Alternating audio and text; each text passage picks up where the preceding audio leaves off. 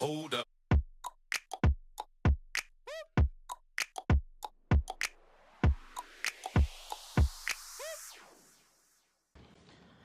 I hope you're having a great day and I hope you're staying safe at home. Today, I want to talk about this one grain that you should be eating. It's existed on our planet for decades and decades. What I'm talking about is something which is today scientifically researched and studied.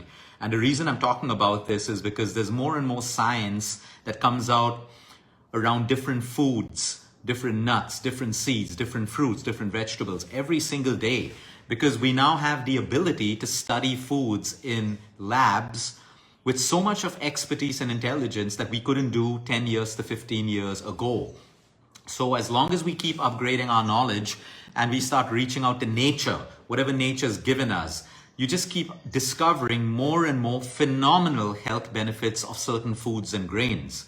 Otherwise it's so easy for us to Google 10 superfoods and you get the same 10 superfoods and we go on eating it, but nothing super happens in our life. It's really about going back to the basics and understanding the dynamics and the science behind food. The grain that I'm talking today is also considered as an ancient grain. Some of you know it as by the name of jowar, and the English name is sorghum. If you've heard of sorghum or you've heard of jowar, it's not just a normal grain. And most people with little knowledge, the moment they hear about sorghum or jowar, they say, oh, it's a carb. I'm going to put on weight. No, carbs don't make you put on weight. Okay, excessive carbs, the wrong quality carbs, and your lifestyle makes you put on weight. But today, sorghum is used powerfully in the world of cancer because of its phenolic compounds, which are being studied more and more. And I'm going to read that research out to you because it is exciting to know that there are foods and lifestyles that can help towards the prevention and the onset of cancer over and above just your lifestyle. And when you have cancer, yes, over and above your chemo, your radiation, your surgery, which you must take if you're prescribed, if you've been prescribed it by a doctor, there are so many other things that you can also do.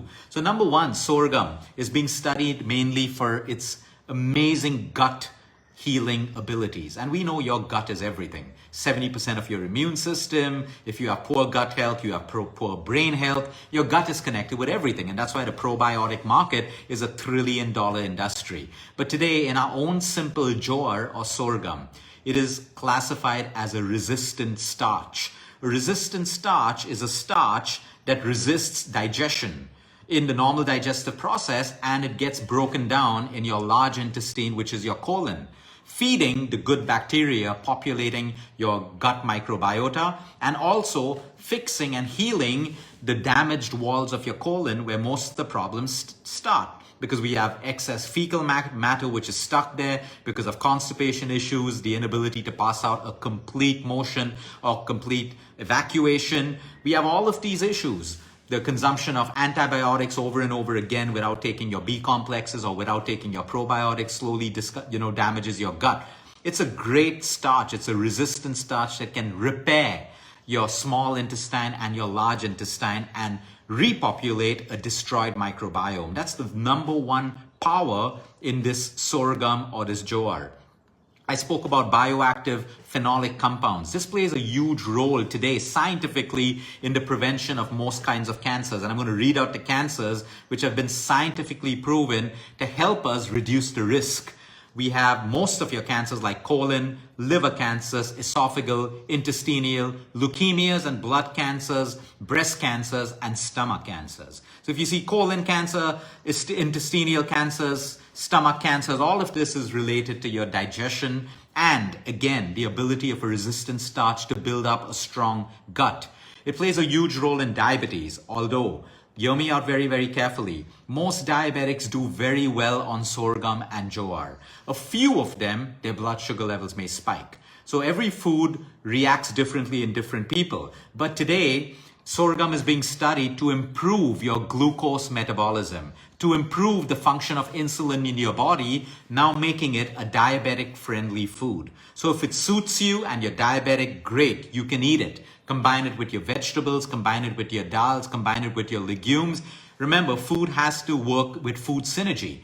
You can't look at white rice and say it's a bad food. It's a bad food if you eat it alone. If you eat brown rice alone, it's a bad food. But if I mix it with my vegetables, my lentils, my legumes, it becomes a beautiful food, a healthy food. So that's why it's called food synergy, the combination of certain foods.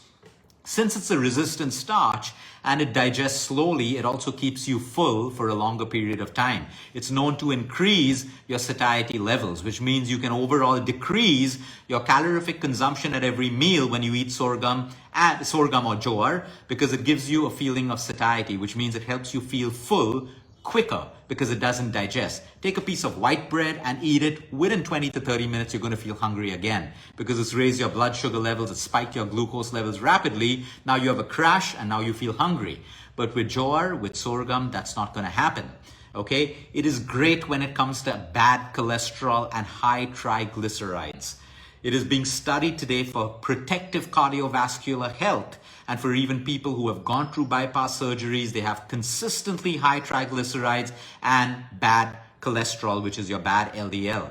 Okay? It is a very easily digestible protein. A lot of people who have kidney issues, high uric acid, poor stomach conditions, they cannot break down protein. Protein is difficult to digest. But jowar or sorghum today is classified as a very easily and low digestibility when it comes to protein. So this is a great food when you're recovering from surgery, chemo, radiation, an accident, you're in rehabilitation. You know, it's a great recovery food because your body doesn't have to spend too much of energy in breaking down protein. This is a great protein for that. It's great for children. Energy, stamina, endurance, overall body growth. I'm talking about your musculoskeletal system. I'm talking about your hair. I'm talking about your skin. Great hormonal balance. Why? Not just because I'm saying it, because it is rich in B complex, right? From pyridoxine to riboflavin to thiamine, everything that is required for a balance in your hormones. It is also great in fat-soluble vitamins like vitamin A, D, E, and K.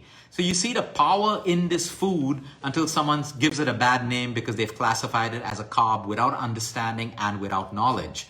It's rich in potassium, phosphorus, magnesium, and zinc being the main minerals, making it a heart-friendly food and a liver-friendly food. So now you can incorporate jowar or sorghum in so many different ways in your diet. Shout out to Priyanka on my team who handles all of the recipes. It'll be great if you can post some recipes of jowar and sorghum in the thread so people can learn from this. And everyone viewing this, if you're already eating jowar and sorghum and you're already using it in different ways, share your knowledge and tell us how you're using it so we can all learn and use from it. But today, something as simple as sorghum. And the best part of it, it's gluten-free. It doesn't contain any gluten.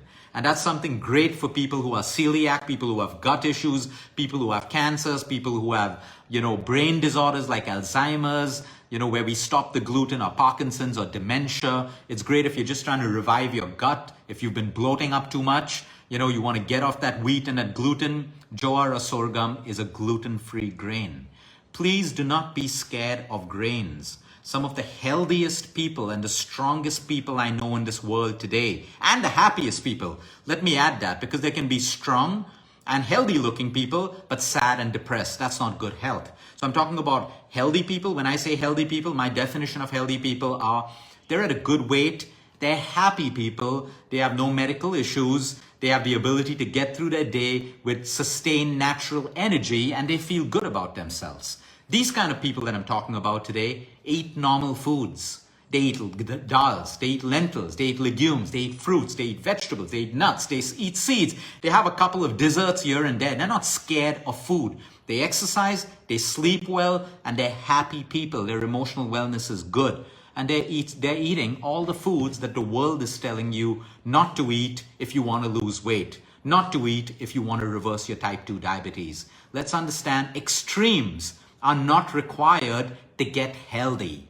Balance is required, and what suits you is required. Now, if you give me someone who's highly diabetic, smoker, alcohol, all of that stuff, of course, if you cut off all these things and go extreme, they are going to lose weight way quicker than someone else. And if they lose weight, their diabetic levels come down automatically. This doesn't mean the extreme is right. It means their lifestyle was wrong. So do not be afraid of grains like this. Do not deprive yourself of the immense nutrition it has because you're trying to achieve a short-term goal of weight loss. And when I say short term, why do I say short term? Because most of the people using shortcuts and non-sustainable diets lose weight short term and then they put it back on again or they hit a plateau. You need to build a diet that suits you. Grains, legumes, lentils, nuts, seeds, proteins, good sleep, the right amount of activity, and doing things that make you feel good at the end of the day. You're going to enjoy your life way better than people who are living in extremes. So you want to study sorghum more, incorporate it in your diet if it suits you, make it a regular part of your diet and an alternate part of your diet, whatever you like. But this is the amount of nutrition and health benefits that you can get. When we talk about prevention today, we're talking about prevention from cancer. We're talking about prevention from cardiovascular diseases, things that people have believed that they are going to get. If you believe you're going to get it, you're going to get it. It doesn't have to be that way. Our bodies are built to prevent disease until we interfere. You can blame pollution, all of that stuff, pesticides, all of that stuff. Wrong. Stop blaming that. If it was wrong and the cause of every disease, all of us should be sick right now because we breathe the same air, we eat the same food. But that's not it. That's one part of it. What is in our control is how far we keep inflammation low and our immune systems high and our brains happy. That's what's going to build a platform of holistic health, preventive health, curative health, restorative health, whatever you want to call it. Have a great day, everyone. Until next time, eat smart, move more, sleep right, and breathe deep.